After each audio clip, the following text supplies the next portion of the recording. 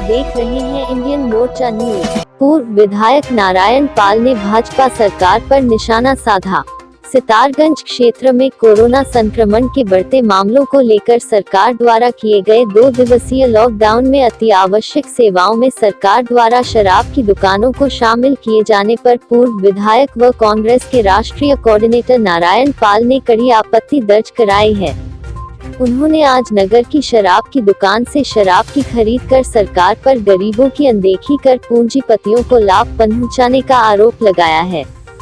उन्होंने कहा कि प्रदेश की भाजपा सरकार बड़े कारोबारियों के प्रति उदारता दिखा रही है, जबकि प्रतिदिन अपनी आजीविका के लिए जद्दोजहद करने वाले गरीबों को लगातार नुकसान पहुंचाने का कार्य किया जा रहा है।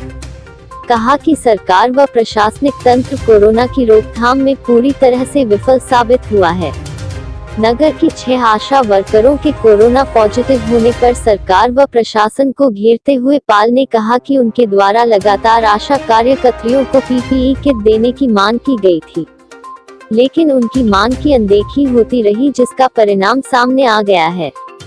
जिला प्रशासन व आबकारी विभाग पर आरोप लगाते हुए कहा कि अधिकारियों ने शराब की दुकानें खोलकर साबित कर दिया है कि उन्हें लोगों की जान से अधिक राजस्व कमाने और शराब कारोबारियों को खुश करने की चिंता है। रिपोर्टर दीपक भारद्वाज, सितारगंज। जो नेसेसरी जो एसेंशियल सर्विस है उसमें मैं देख रहा हूँ दवाइयों की दुकान तो खुल नहीं रही है, शराब की दुकान खुली है। और शराब की दुकान खुली है लेकिन नमकीन की दुकान नहीं खुली है। तो नमकीन बेचने वाले तो गरीब लोग हैं ना, और शराब बेचने वाले वो आबकारी का बहुत ही बड़ा मत देते हैं सरकार को। तो सरकार का रवैया जो है उनके प्रति बहुत ही उदार है। फैक्ट्री चल रही हैं, कर्मचारी जा रहा है, और फैक्ट्री के अंदर जो सरकार कहती है कि लोगों को यहाँ रहने की व्यवस्था करेंगे जिससे कोरोना संक्रमित ना हो, किसके रहने की व्यवस्था हो रही है? वो तो आ रहे हैं जा रहे हैं, उसमें तो कुछ हो नहीं रहा है। लेकिन यह है कि ठेला एक नहीं है, ठेला एक फल वाला नहीं है, एक ठेले वाला नहीं है, एक रेस्टोरेंट नहीं है, एक चाय की दुकान नहीं है। गरीब पर मार पड़ रही है। 2 दिन का लॉकडाउन का क्या महत्व है? या तो सब कुछ बंद करते हैं ये। अब शराब की दुकान खुली है, आप लोगों ने देख ही लिया है। 6 आशा जो कार्यकर्ती हैं वो संक्रमित हो गई हैं।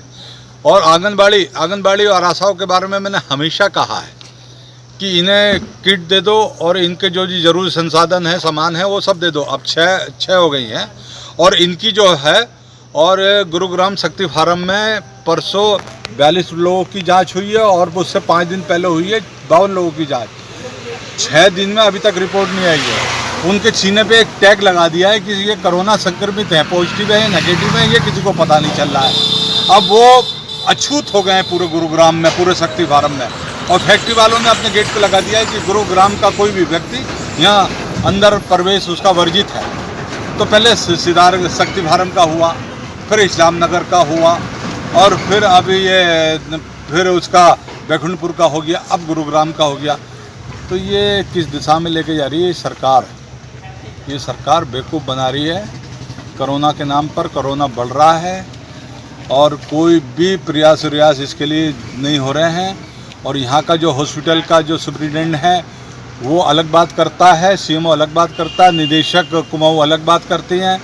और ये महिला बाल विकास के हमने जो यहाँ का इंचार्ज है ज़िले का, उसको भी बोला था और सीएमओ को भी बोला था, किसी ने भी आंगनबाड़ी आशाओं के लिए कोई काम नहीं किया।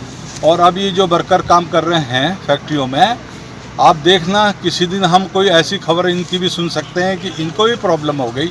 तो इसकी जिम्मेदारी किसको है? किसकी है जिम्मेदारी?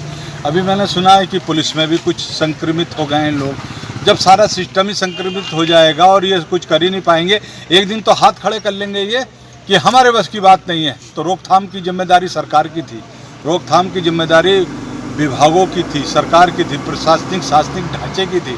तो ये पूरी तरीके से फेल हो गए। सिर्फ बातें करनी, आरोप लगाना है इन्होंने, और कुछ नहीं करना। मैं ये कहना चाहता हूँ।